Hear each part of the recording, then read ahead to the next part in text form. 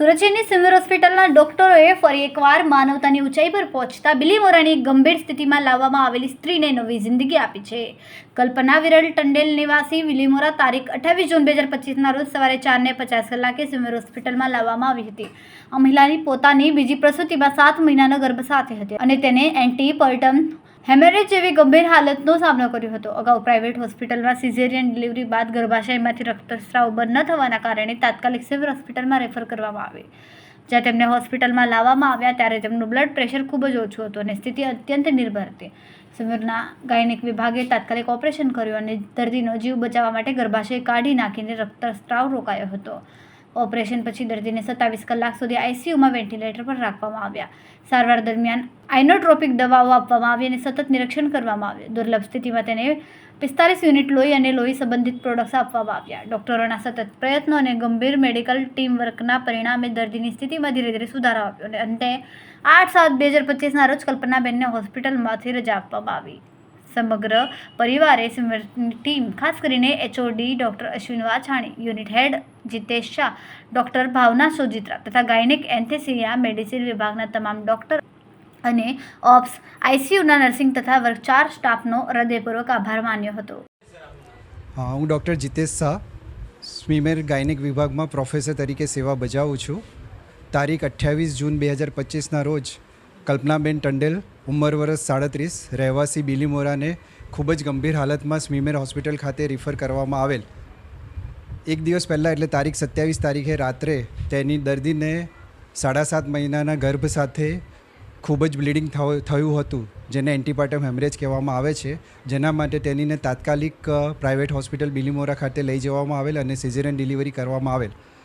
Operation દરમિયાન લોહી ગંઠાતું ન હોવાથી ખૂબ જ રક્તસ્રાવ ઓપરેશન દરમિયાન અને પછી પણ ચાલુ રહ્યો હતો, જેના માટે તેને સ્વીમેર હોસ્પિટલ ખાતે રિફર કરવામાં આવેલ.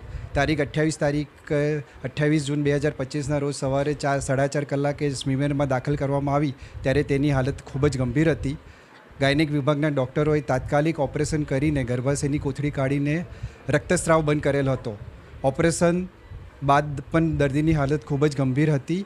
ઓપરેશન દરમિયાન અને ઓપરેશન બાદ કુલ 45 જેટલી લોહી અને લોહીની પ્રોડક્ટ્સ આપવામાં આવેલ હતી. દર્દીની ગંભીર હાલતને જોતાં તેને ઓબ્સ્ટેટિક આઈસીયુમાં આશરે 27 કલાક સુધી વેન્ટિલેટર પર રાખવામાં આવેલી હતી. આઇનોટ્રોપિક સપોર્ટ્સ પણ આપવામાં આવેલા હતા. ત્યારબાદ તેની હાલતમાં ધીરે ધીરે સુધારો થતો ગયો અને આજરોજ તારીખ 8 જુલાઈના રોજ દર્દીને ખૂબ જ સારી હાલતમાં રજા આપવામાં આવી છે.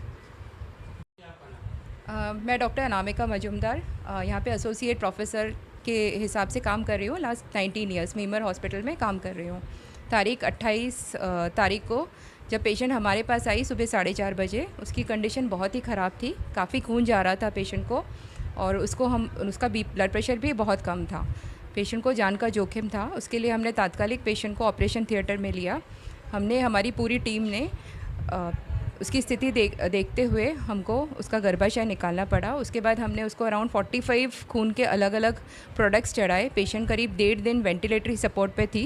फिर धीरे धीरे पेशेंट वापस आई, अच्छी होती गई और आज के दिन हम पेशेंट को डिस्चार्ज का सोच रहे हैं, प्लान कर रहे हैं. કલ્પનાબેન વિરલ કુમાર ટંડેલ, રહેવાનું બિલીમોરા. અમે આ બિલીમોરા દવાખાને આવ્યા હતા તો અચાનક મારું શું થયું મને ખબર નથી, પણ છેલ્લે અહીંયા સિમિર હોસ્પિટલમાં પછી ત્યાંથી અમને શિફ્ટ કર્યા. તો પછી અહીંયા અમે આવ્યા તો ડૉક્ટરની એટલી મહેનત છે, લાસ્ટ દિવસે એ લોકોએ બહુ મહેનત કરી મારી પાછળ. એ લોકોની મહેનત નહીં હશે તો અમે આજે અહીંયા નહીં હતે. એ લોકોએ બહુ જ મારી પાસે કર્યું એટલે બહુ જ એમ એ લોકોને એમ મહેનતથી મેં એમ આજે છે અહીંયા. તો એ લોકો મારી દુઆથી એમ હજી આગળ વધે એમ. એ લોકો